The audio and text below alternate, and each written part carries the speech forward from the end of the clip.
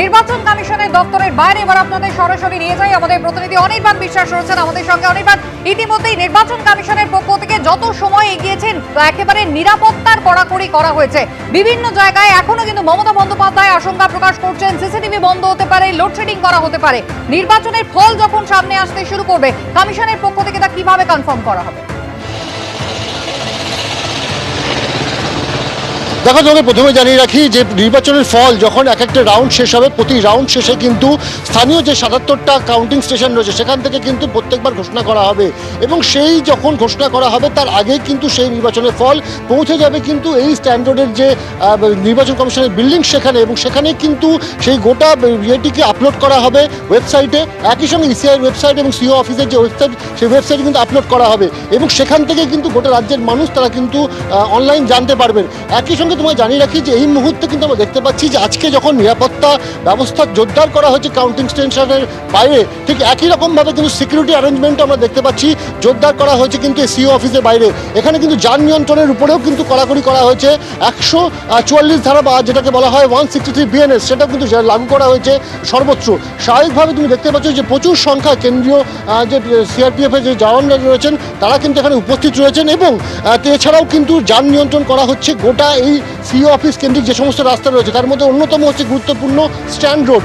অর্থাৎ একদিকে যেমন নিরাপত্তা বাড়ানো হয়েছে বিভিন্ন কাউন্টিং স্টেশনে, ঠিক একই রকমভাবে কিন্তু নিরাপত্তা বাড়ানো হয়েছে কিন্তু সিও অফিসের সামনে। এবং যত সময় করাবে, আমরা জানি যে সকাল ৮টা থেকে কিন্তু পোস্টাল ব্যালট কাউন্টিং শুরু হয়ে যাবে, 8:30 নাগাদ কিন্তু শুরু হবে ইভিএম কাউন্টিং।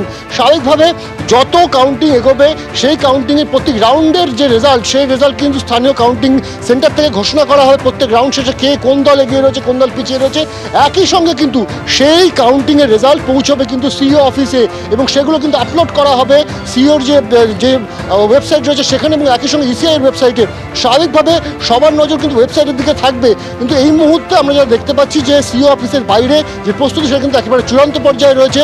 গতকাল রাত্রেও মুখ্যমন্ত্রী মমতা বন্দ্যোপাধ্যায় একাধিক অভিযোগ করেছেন যে বিভিন্ন জায়গায় কারেন্ট অফ হয়ে গিয়েছে, সেই সমস্ত বিষয়ে রিপোর্টও তিনি চেয়ে পাঠিয়েছেন দলীয় নেতৃত্বের কাছ থেকে এবং তৎক্ষণাৎ কিন্তু যোগাযোগ করা হয়েছিল সিও অফিসের সাথে। এমনটা কিন্তু আমরা জানতে পারছি কোথাও গিয়ে কিন্তু কাল সারা রাত অতন্দ্র প্রহরী হয়ে মমতা বন্দ্যোপাধ্যায় ছিলেন এবং সেই জায়গায় দাঁড়িয়ে আজকে কিন্তু গণনা কিছুক্ষণের মধ্যে শুরু হতে চলেছে।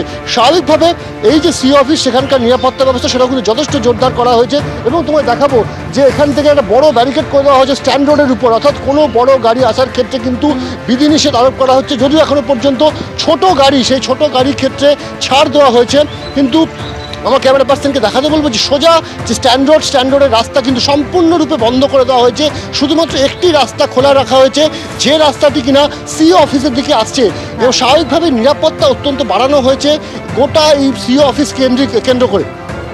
একেবারে অনির্বাণ, ধন্যবাদ। যান চলাচলের উপরে যেমন একেবারে বিধিনিষেধ জারি করা হয়েছে, নির্বাচন কমিশনের বাইরের ছবিটা আপনারা দেখতে পাচ্ছেন, একেবারে কড়া নিরাপত্তা।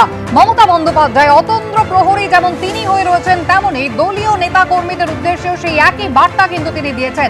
অথচ গণনার কয়েক ঘন্টা আগে ফের একবার ক্ষুদিরাম অনুশীলন কেন্দ্রের কাউন্টিং সেন্টারে হঠাৎই সিসিটিভি মনিটর বন্ধ হয়ে গিয়েছে, এমনটাই অভিযোগ করেছেন কুণাল ঘোষ। এই নিয়ে ভিডিও তিনি পোস্ট করেছেন।